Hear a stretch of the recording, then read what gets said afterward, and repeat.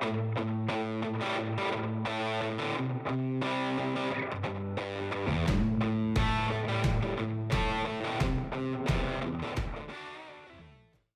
y'all, I'm Lauren and welcome to Cantina Cast. Today, I'm so excited to finally be talking about The Living Force by John Jackson Miller. This book comes out on April 9th, so if you're watching this video, then the book is out today, and I'm super excited to talk about this in more detail because I absolutely loved this book.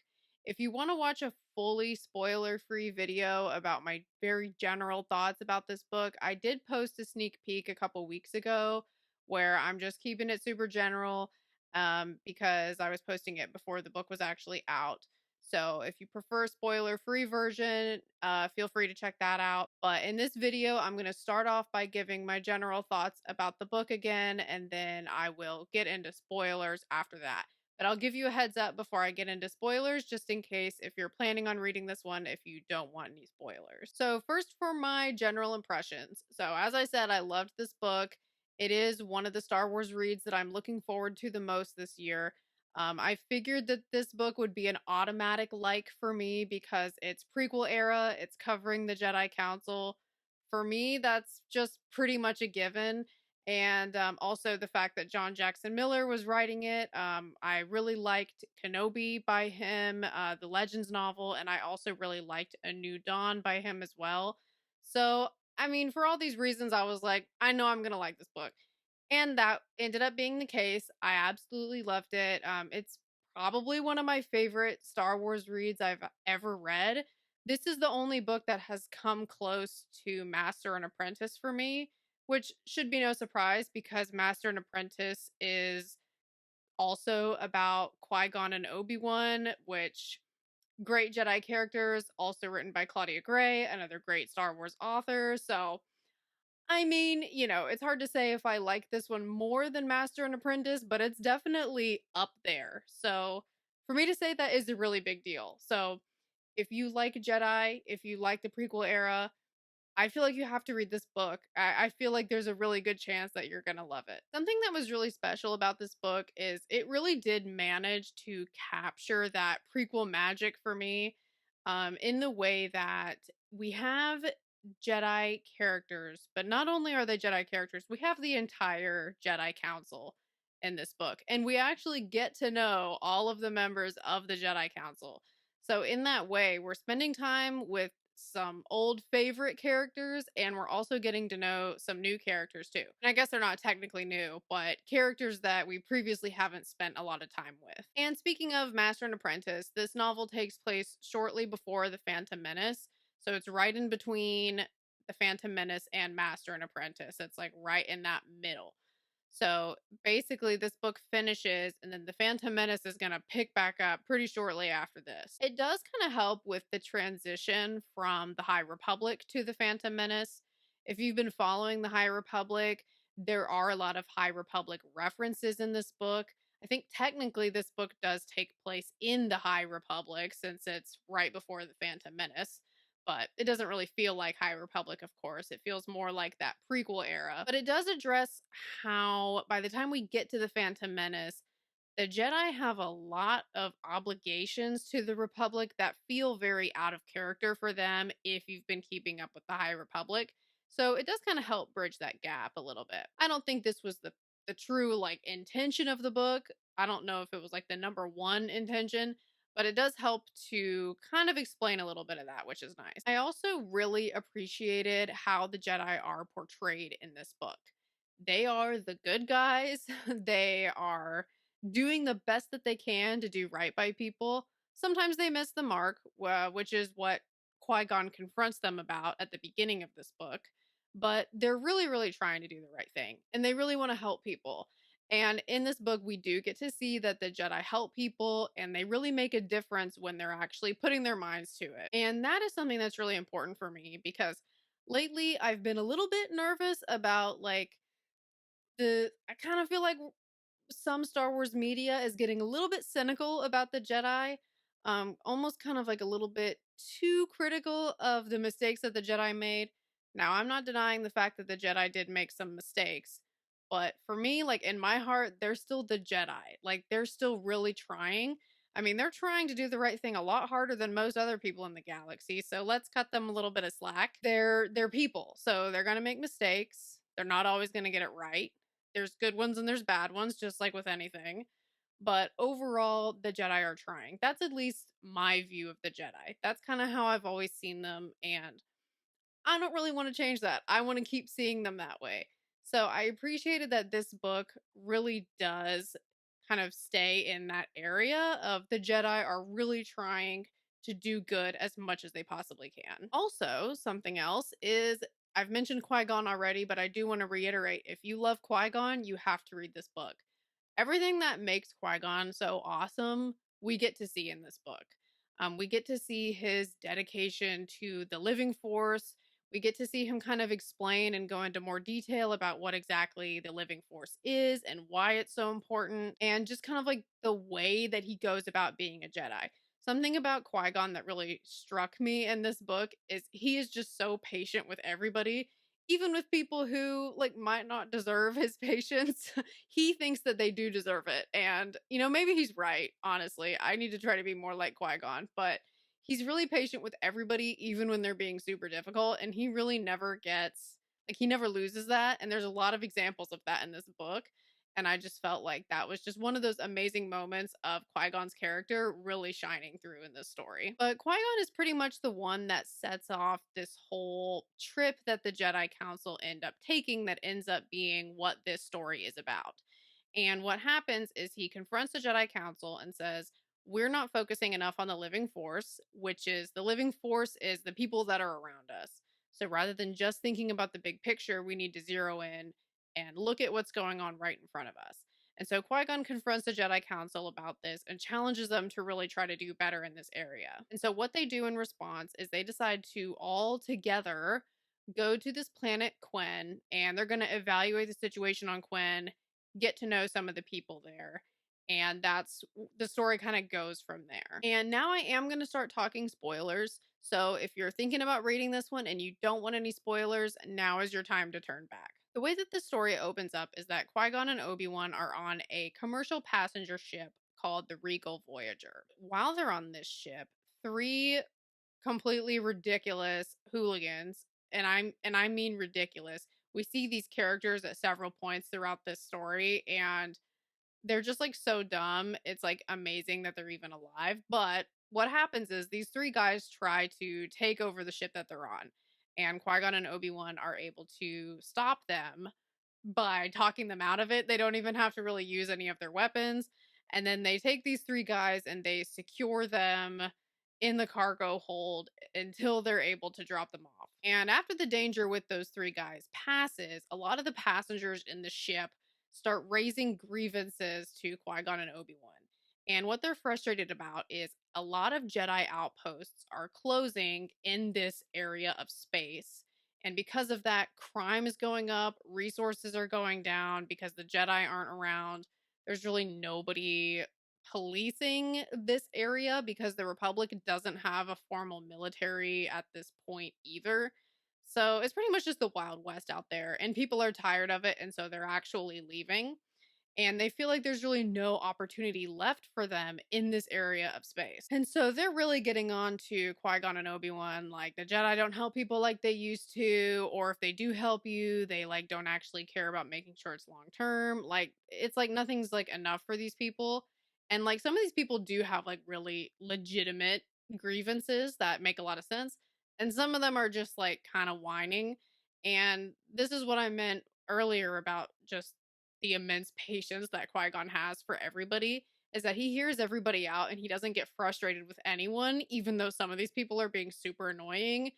And I just really admire that about him. And his top desire is that he really wants to help these people because he sees that they are having legitimate struggles going on as a result of the outpost closing and the Jedi's not being as involved as they used to be. And so this event is what causes Qui-Gon to confront the council about we need to be doing more to help people. And so when Qui-Gon and Obi-Wan have to go back to Coruscant together to handle some administrative stuff with the previous closing like of the most recent outpost, That's when Qui-Gon is planning to speak to the council about this and pretty much just present his case of there's a lot of people that feel like we aren't noticing them and we need to be doing better about this. And once Qui-Gon and Obi-Wan go to Coruscant, that's when we as the reader get a really good glimpse into what exactly is going on in the Republic right now. So the root of these issues that the people are having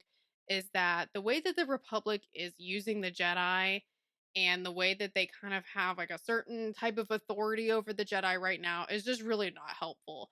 So the Republic is whenever there's Jedi outposts that the Republic feels like aren't really worth the money and the resources that it takes to keep them open, then the Republic has the Jedi shut the outposts. And technically the Republic can't demand that the Jedi shut them, but they do request it and it's kind of like we're requesting this, so we would like you to do this type of thing. And the Senate, most notably Chancellor Valorum and Senator Palpatine, of course, that goes without saying, they're taking advantage of what the Jedi are capable of, and they're kind of spreading the Jedi really thin by asking them to handle things that really are not their problem. Like, for example, there's a moment where Valorum asks the Jedi to handle a labor dispute on a planet because it's decreasing tourism revenue to that planet. Like, that's not the Jedi's problem, but the Republic is making it that their problem. And of course, we know exactly why Palpatine is doing this. It's completely deliberate on his part.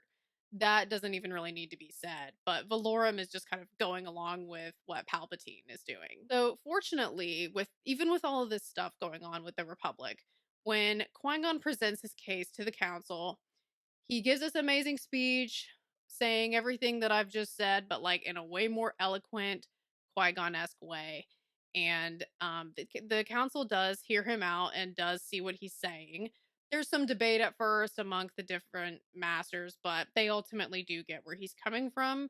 And so as a result, they decide that instead of closing the next outpost, which is on the planet called Quinn, instead of just immediately closing it, they are going to actually go to Quinn. They're going to evaluate the situation in person. They're going to talk to some of the people on Quinn.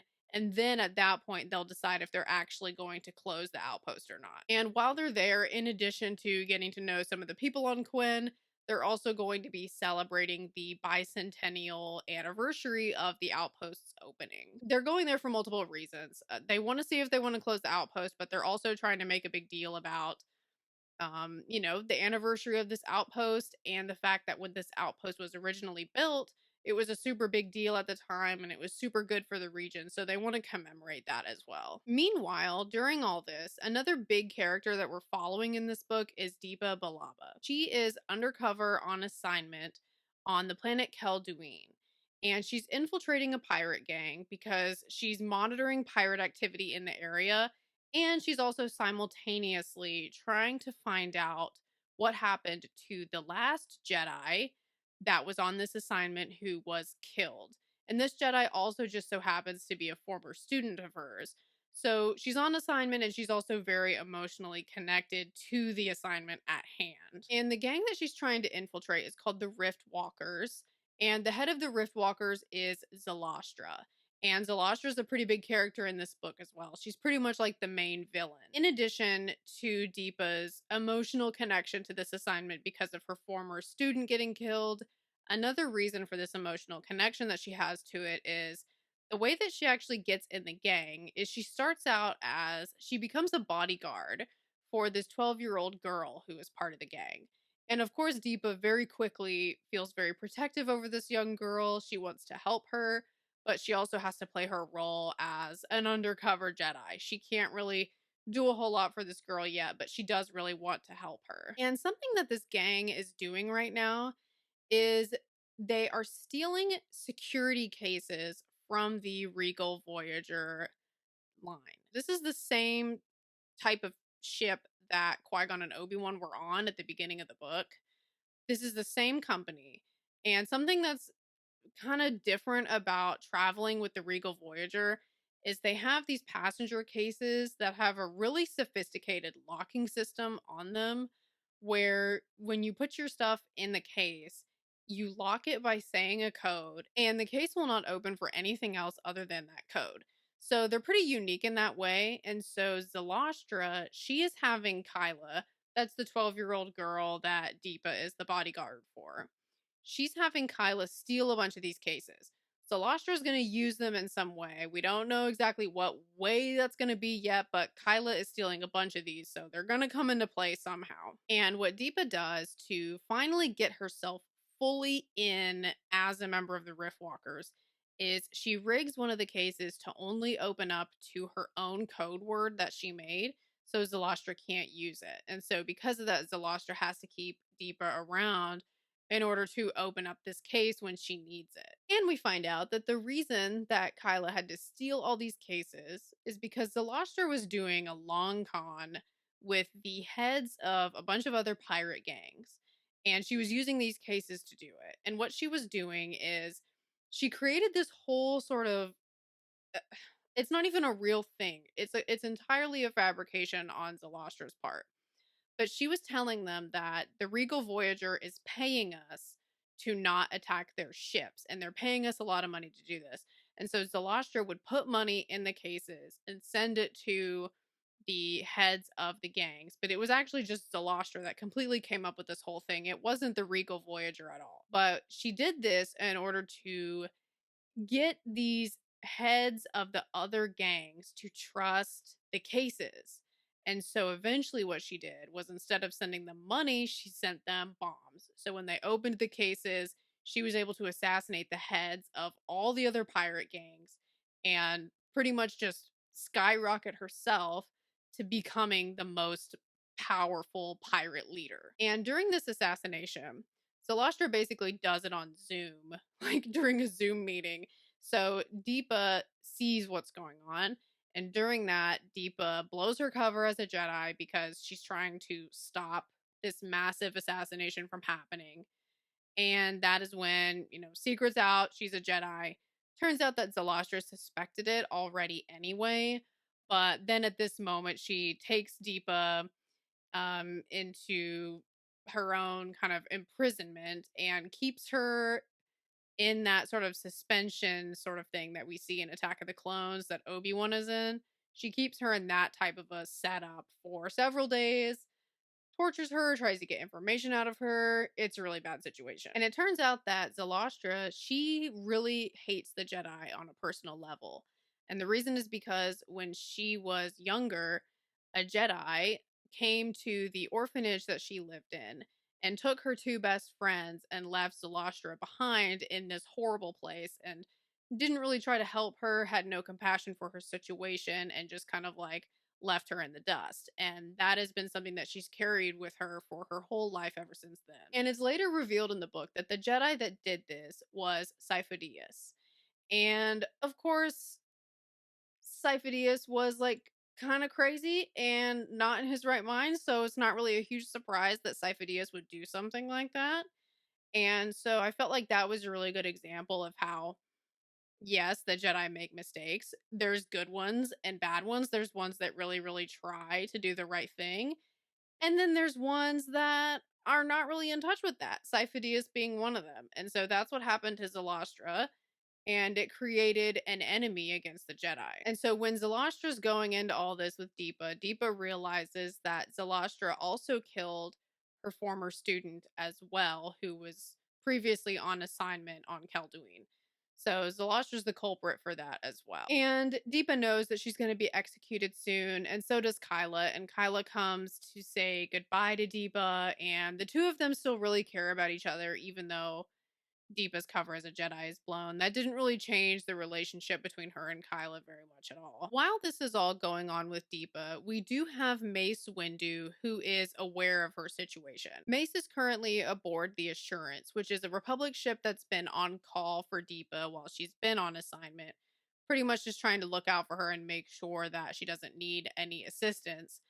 And when this attack happens that Zalastra does, the Assurance is aware of it. They don't know all the details of what exactly happened, but because it was a massive attack with a lot of bombs, the Assurance is pretty much immediately aware that something major just went down. And it's important to remember that this is technically not a military ship.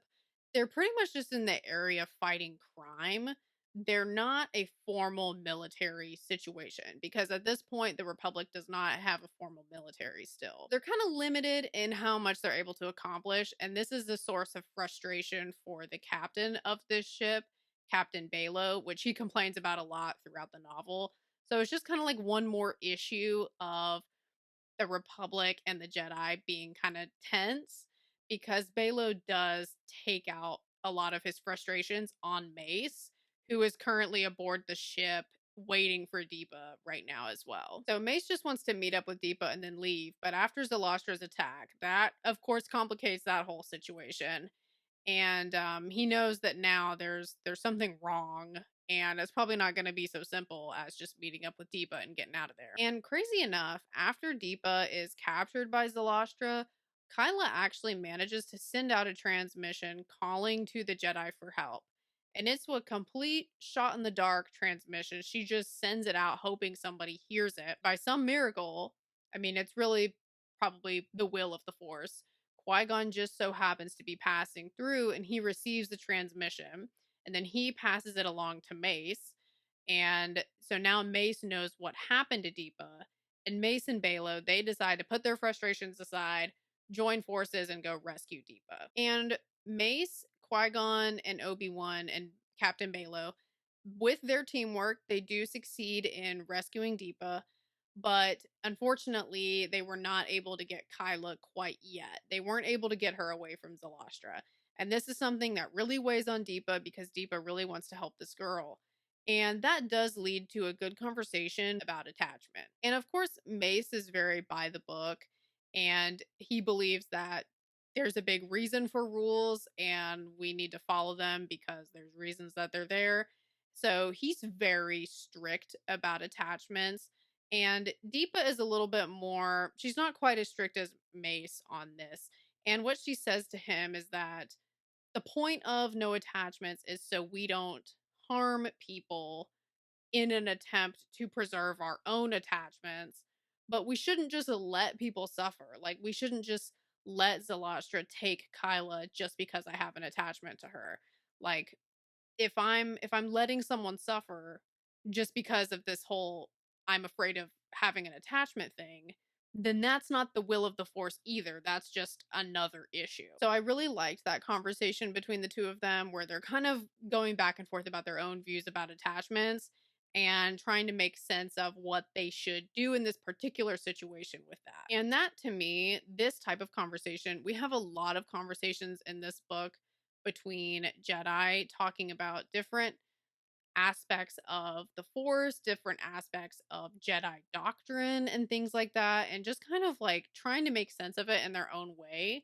And I feel like those types of conversations, those were some of the highlights of this book for me, was just kind of getting to see different perspectives on this type of thing from individual Jedi, especially members of the Jedi Council. But shortly after Deepa is rescued, she is reflecting about what happened between her and Zalastra. They're reviewing some footage of her imprisonment from Zalastra's kind of lair that they find.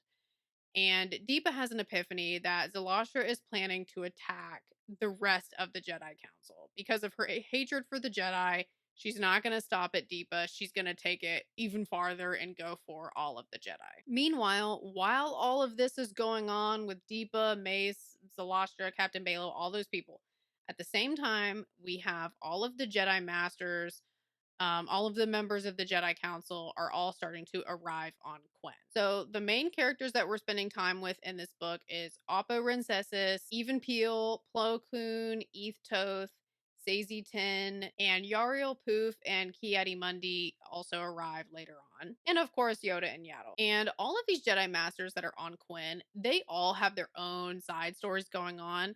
While they're all there, each Jedi Master is encountering different people on Quen in different ways and helping people that they come across. They just keep finding themselves in situations with people that need help and they're in a position to help them, so they do that. And so there's all these side stories going on at the same time, and I'm not going to get into detail on all of them because if I say everything I love in this book, we are going to be here for 4 hours. So you just have to take my word for it that there's a lot of really great side stories going on in this book. And honestly, some of the side stories were, again, like some of my favorite parts of this book was just these little stories of the Jedi helping other people on Quinn. And also, I have to say too that John Jackson Miller, the writing in this book, there was some great comedic timing in this book, especially with Yariel Poof. He had me laughing, like literally laughing while I was reading because of just the banter between him and Kiadi Mundi and just the little like things that the Jedi Masters get into. It was just so much fun to read. So that was one thing I really appreciated about this book is we have some really serious moments, some tense moments, emotional moments, and also some really funny ones. I will say though that one of the side stories that I do feel like I need to take the time to mention is Eth Toth. And what's going on with him is he is working in the outpost, which the name of the outpost is called Sanctuary Mount, and he's working in the library there and he's realizing that a lot of library books are missing. And so he ends up asking Seneschal Vo. Seneschal Vo is kind of like the attendant who takes care of the building and just kind of oversees everything while the Jedi aren't there. He asks him about it and he's not really getting a straight answer about what happened to these library books. So Ethtoth goes on like a wild goose chase trying to find these books and he never really finds them. He just ends up going in circles until he eventually just has to stop. Another important one too is Yoda when he is on Quen, he runs into an old friend named Lial, and Lial actually was one of the people who helped oversee the building of a huge arena on Quen. And so this connection is able to help Yoda secure a location for the big ceremony that they want to have. However, later on in the book, we unfortunately learn that Lial has been working for one of the big pirate gangs in the area, and he's been selling illegal drugs for them.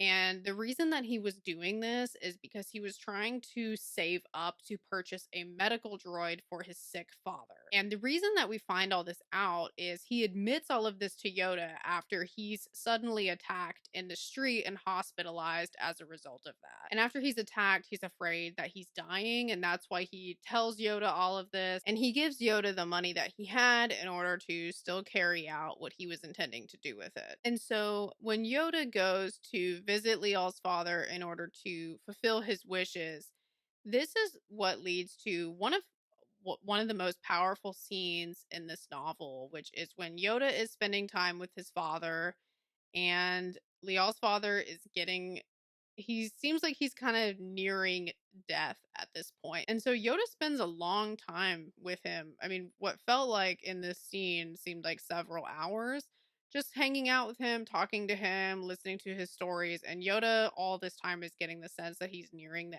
end. He actually does end up being with him when he passes. And the writing in that scene was just so beautiful. And that scene was just really, really well done. Like it was, like I said, it was very powerful. It was a beautiful scene. The way that Yoda was able to help this man in his last moments and help him have a peaceful transition.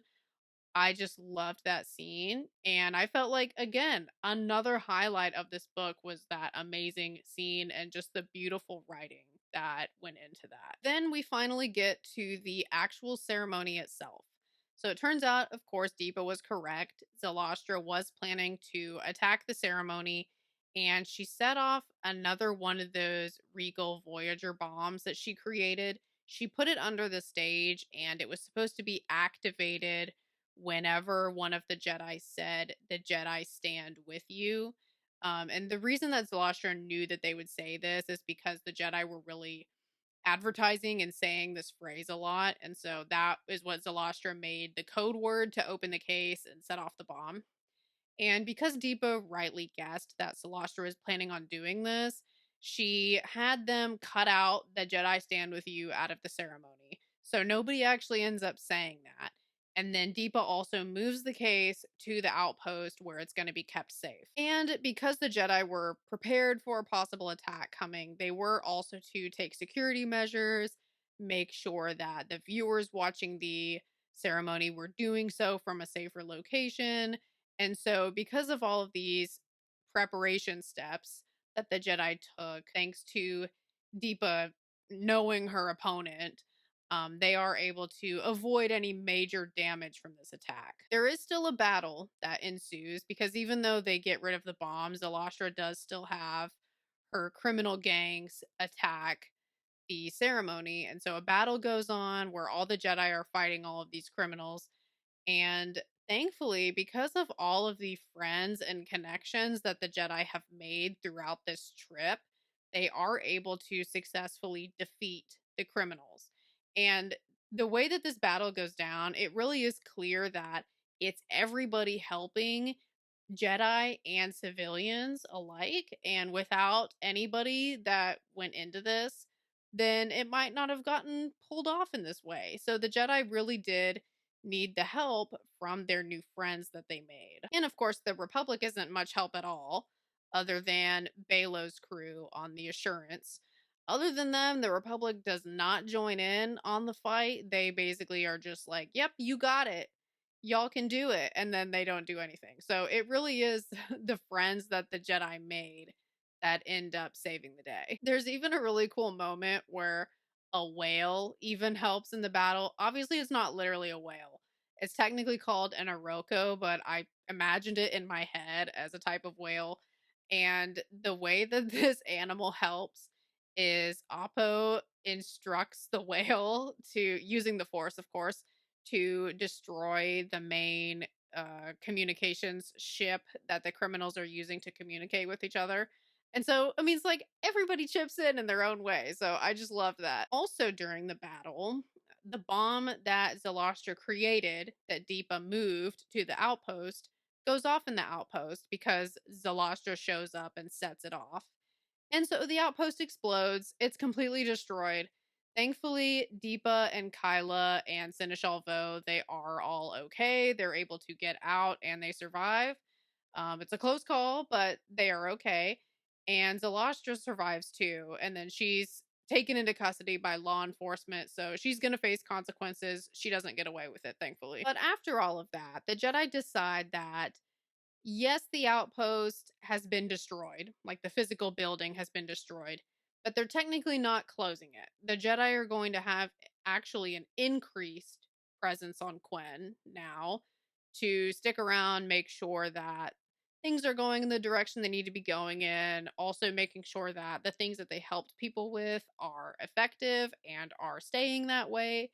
And so they're not just going to leave completely after this. There is going to still be a Jedi presence here. But they're not going to rebuild the outpost either. They're just kind of changing the way that they're going about it. Something else that happens after the battle is over is that Mace presents a idea to Captain Balo about creating a training program on the Assurance to help train cadets to do more crime fighting in the area. So basically, just helping Balo out with what he's doing and kind of giving him a kind of like a bigger role in the area instead of what he previously was doing, which was just like running around like crazy with no support from the Republic at all. And Kyla is also going to join this program as well. So Deepa was able to get Kyla in the program.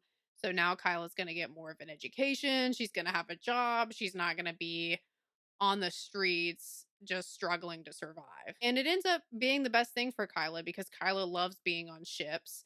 And so it makes a lot of sense for her to become a cadet with Captain Balo's crew. And so those are just two examples, but there's all of the Jedi Council members, everybody that they meet on Quen. The Jedi really do leave Quen a better place than they found it. Everybody that they meet, they help. They help them in lasting ways.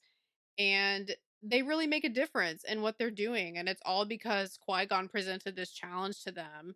And I just loved the way that that turned out. And it's not just a temporary thing and then they're leaving. They actually do help everybody that they have interacted with over this trip in a long term way. And to me, that is like, that's truly what the Jedi Order is about. And that's why I just love the way that the Jedi are presented in this book is the individual Jedi that we meet. They're not perfect. They don't always get it right. But when they come together and they really are trying to do the best that they can, they really do make a difference and they actually do help people when they're being diligent with what they're doing. At the end of this book, too, another thing that happens is the library book mystery is solved. So, what we find out is that Seneschal Vo this whole time was actually helping Palpatine. And what was going on was Palpatine was having Vo send him some books and then destroy others that he didn't want the Jedi to have access to anymore.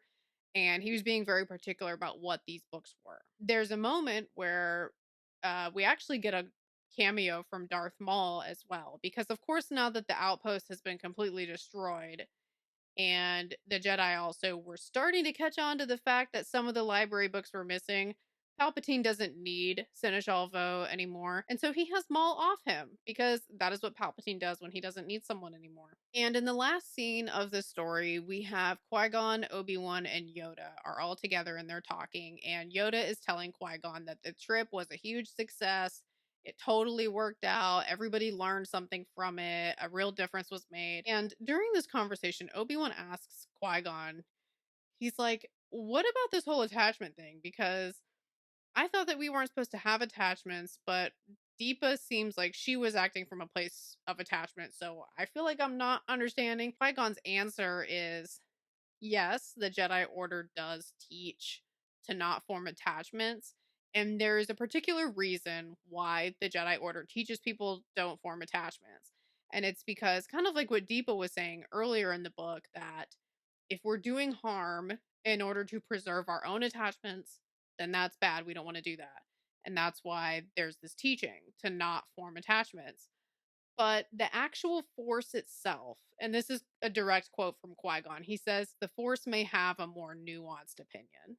And I thought I just loved that take because I feel like that's a really good point that yes, the Order does have certain rules just because of the way that the Order functions and the way that certain Jedi are meant to function together and individually. But that doesn't mean that that's what the Force itself is willing for the galaxy at large. So I really liked that distinction by Qui-Gon. And so I loved it that this book was ending on another really cool, interesting conversation between a group of Jedi about the nature of the Force and what it means to be a Jedi. And that's really what was really special about this book for me is we have stuff like that all throughout this book. So if that's something that really speaks to you, if that's one of the things that you love about Star Wars is what it means to be a Jedi, then I really feel like this book captured that so well. And it just gives you so much of that material to really get into. I also feel like it's worth saying as well that I've read this book twice now. The first read I read just not even taking notes, just trying to enjoy it as a fan. And my second read was my read where I actually took notes and paid more attention to plot structure and stuff like that. And I honestly loved this book even more on the second reading. I didn't get sick of it, even though I read it back to back twice. I just loved it even more the second time. I feel like this year we're getting so much great prequel era materials, and this book just really had me super excited about that. I'm just so excited for The Glass Abyss that's going to be coming out later this year. I'm excited to see The Phantom Menace in theaters again this May. I'm just super excited right now about all of the stuff that we're getting that's kind of taking us back to that awesome prequel era, which is my favorite part of Star Wars. So let me know in the comments if you're planning on reading this one or if you've already read it, what you thought of it. And thanks so much for joining, y'all. I hope that y'all have a great rest of your day. Bye, guys.